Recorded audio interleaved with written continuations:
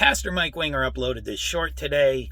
I'll let it speak for itself. I attempt to diffuse the atheist bomb 10 atheist objections to belief in God. There is no such thing as nothing. For nothing to exist would cause it to be something. Creationists believe that God created the universe out of literally nothing.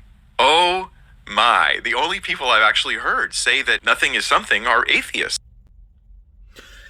Now, I wanted to help him understand this because I think there's a point here that they're getting at. Pastor Mike Winger believes in the Kalam cosmological argument, as do many Christians. It's a pretty basic argument. It's everything that begins to exist has a cause.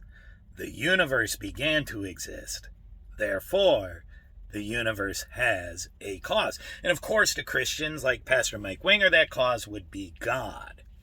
Now, I agree that God is a creator, but I don't really like the Kalam cosmological argument.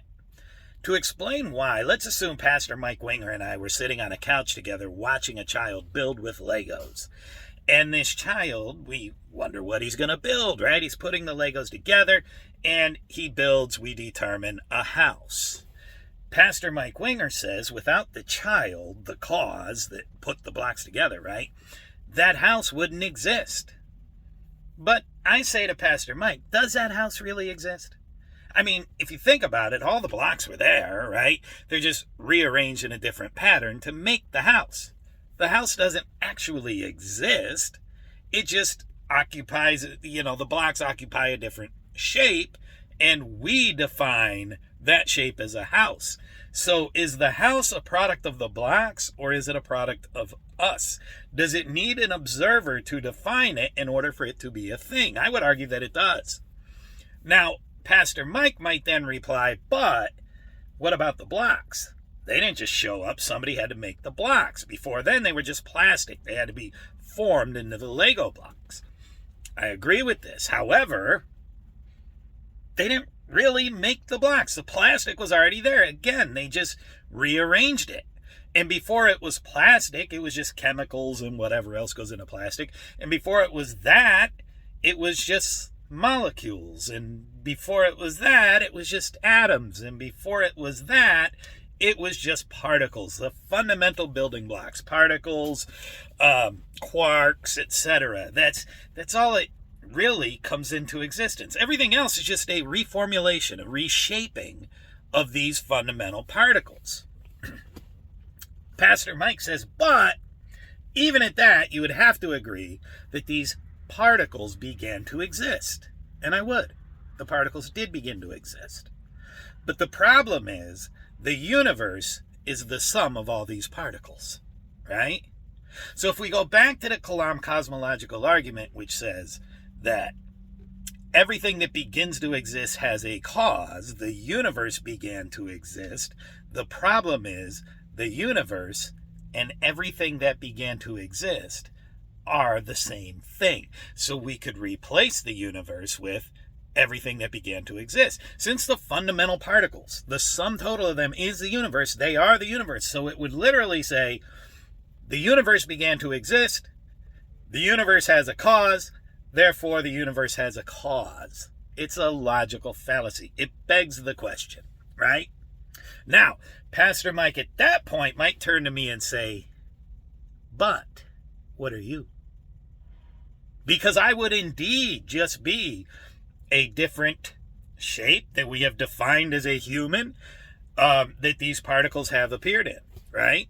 The particles make atoms, which make molecules, which then make me, but when I die, they will then decay and go into something else. I'm just a temporary shape. So I don't actually exist by this logic, and I don't like that. So I say, you know what? Never mind, Mike. The kid built a house. It began to exist. I'll accept your argument because otherwise I'm arguing against my own existence. But here's the thing. The next day I show up at Pastor Mike's house with a ball, a clear ball, empty. And I say, feel how light this ball is. And he goes, lift it. He goes, wow, it's really light. What is it? And I say, I invented the perfect vacuum that sucks everything out of the air, leaving a perfect vacuum, nothing in it. Inside this ball is nothing. I rearrange the particles in such a way that there is now a ball of nothing. The nothing is literally something. If we are going to argue that rearranging the particles into a set pattern that we have identified as a particular thing, this then becomes a ball of nothing, meaning the nothing is something. But Mike might say, Steve, you know you can't do that. You can't make that perfect vacuum. And you're right. But see, we have these things called neutron stars. Neutron stars are incredibly dense. Why? Things we look at as solids. For example, me, right? I'm a solid. But the problem is, I'm made up of atoms. And inside these atoms are particles floating around in what? You guessed it, nothing. And so, if you were to take all the nothing out of me, I'd fit in a little teaspoon, but I'd weigh just as much as I weigh now because all the something is still there. What's gone is the nothing. A neutron star is a star where all the nothing left. The something is still there, and it didn't add something new. All the something is still there. The nothing is gone. And now it's an incredibly dense neutron star. If you dug a shovel into the surface and attempted to lift it, you wouldn't even be able to do it. It's that heavy. It's that dense. Why? Because the nothing's gone. When did it become a neutron star?